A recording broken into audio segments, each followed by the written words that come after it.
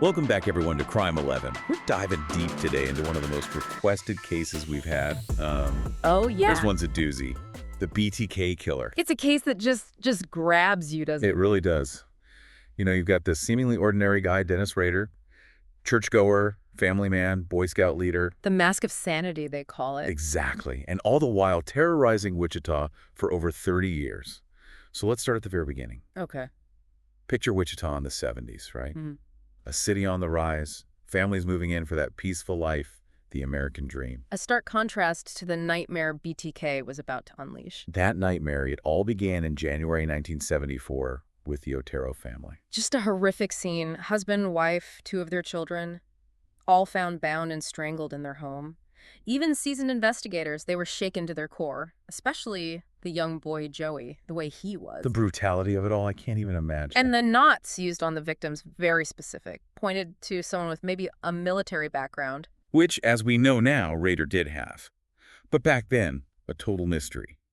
And then, a few months later, things take an even darker turn. The letter. Right, a letter arrives at the Wichita Eagle claiming responsibility for the Oteros and introducing a chilling moniker, .btk. Bind, torture, kill. And in that letter, not just a confession, but a poem about the murders, a promise of more to come. Classic need for notoriety, playing with the police, terrifying the public. It's like he was relishing in the fear. Oh, absolutely. That sense of power, of control, it's what many of these guys crave. It's chilling.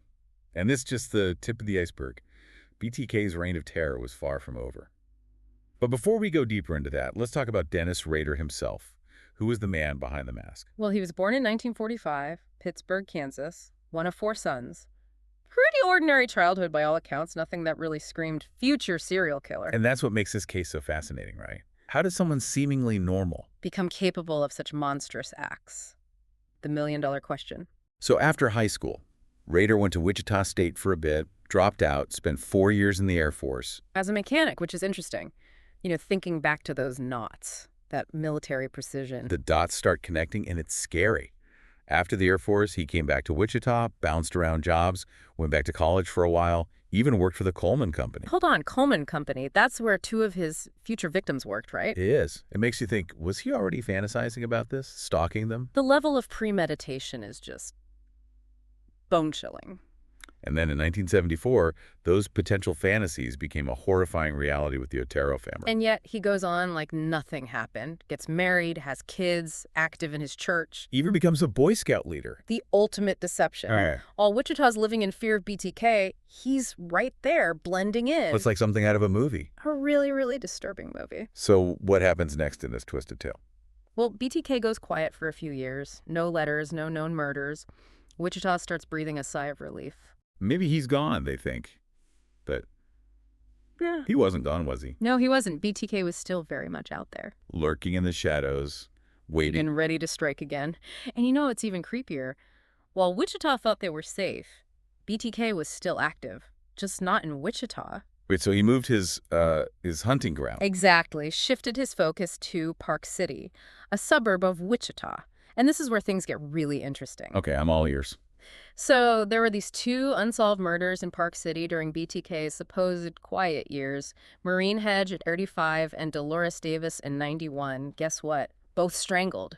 Eerily similar to the BTK killings. So while Wichita's breathing a sigh of relief, yeah, he's right under their noses. It's a terrifying thought. Right. Evil just hiding in plain sight. And get this, Dennis Rader lived in Park City at the time. 7 houses away from Maureen Hedge. 7 houses? Are you serious? It's chilling, right? It's like he was taunting everyone, hiding in plain sight. The audacity is just mind-boggling. And for the families of those victims in Park City, the thought that their loved ones might have been BTK victims all along. Reopening old wounds, it's heartbreaking. Okay, so let's go back to Wichita for a second. After years of silence, BTK makes a comeback in 2004. Starts sending letters to the media again, reigniting that fear. Yeah, this comeback, after almost 25 years, it was a big deal, showed that BTK was still out there. And it brought the case back into the spotlight. It's like he couldn't resist the attention. Needed that validation, that fear. Oh, absolutely. That ego, that desire for recognition. It's a classic serial killer trait. And Sadly, the media gave him exactly what he wanted. Every letter, every message made headlines. It's a dangerous cycle, isn't it? They crave the notoriety, the media feeds it. So how did the police handle this? Knowing what we know about BTK, it must have been a tricky situation. They knew they were dealing with someone cunning, manipulative, loved playing games, so they used his ego against him, How so? engaged with him publicly, responded to his letters, asked questions, even challenged him. So, feeding the need for attention, hoping he'd make a mistake. Exactly. And guess what? He did. Okay, I think I know where this is going. The floppy disk. Yeah.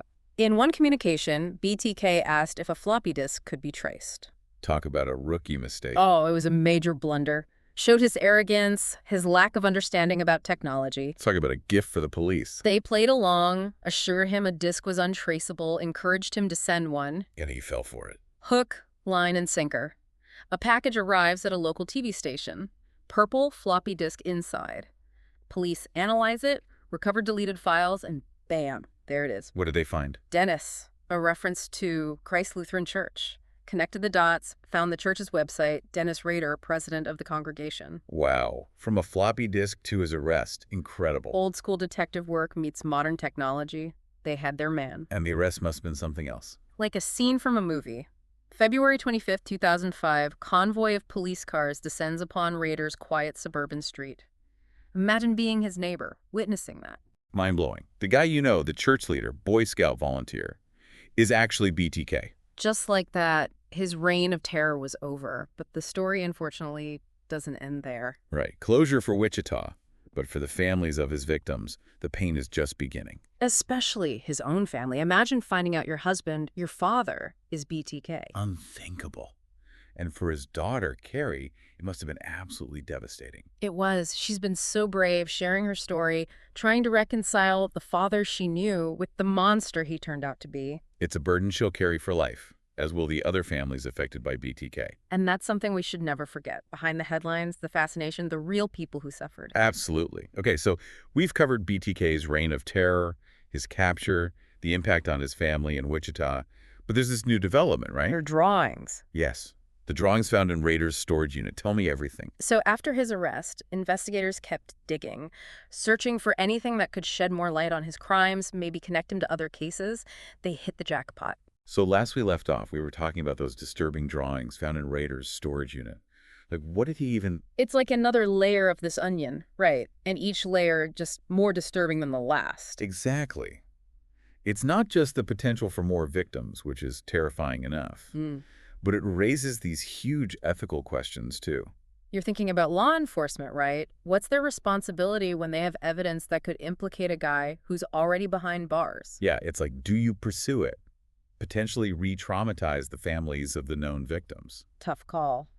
And then you've got Carrie Rawson, his daughter, working with investigators to try to identify potential victims from those drawings. I can't even imagine the strength that takes to confront that kind of darkness, especially from your own father. It's remarkable, and she's not just doing it for herself, she's doing it for the other families out there who might still be searching for answers. So what do you think? Is there a real chance they'll find more victims based on these drawings? It's hard to say for sure, but the fact that he kept them, hid them away, it means something, right? And the detail in some of those sketches is really specific, not just random doodles. It suggests a level of, I don't know, planning. It's chilling. It really makes you wonder, how many secrets is he still holding back? Right. And that takes us back to that big question. Is Dennis Rader telling the whole truth? Or are there more pieces to this puzzle, more victims out there we don't even know about? It's a question that might never have a clear answer. But one thing's for sure, the BTK case, it's going to cast a long shadow over Wichita for a long, long time. The fear, the trauma, knowing that kind of evil exists, it stays with you. But Wichita's a strong city. They've shown incredible resilience. True. And I think they've learned from this, become more vigilant, more aware that even in seemingly normal places, darkness can lurk. And Carrie Rawson's story, her strength, it's a reminder that even after something this horrific, there's hope, there's healing. Yeah, she's a real inspiration.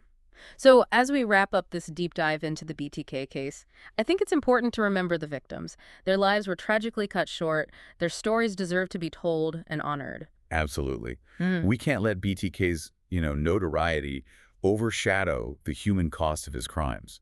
We owe it to the victims and their families to never forget. Well said. And to our listeners, thanks for joining us on this journey into the depths of the BTK case. We hope it's given you a deeper understanding, not just of the facts, but of the lasting impact of this case on Wichita and the world. And as always, everyone, stay vigilant. Evil can wear many masks, so be aware, trust your instincts, and if something feels off, don't be afraid to speak up. Stay safe, everyone. We'll see you next time.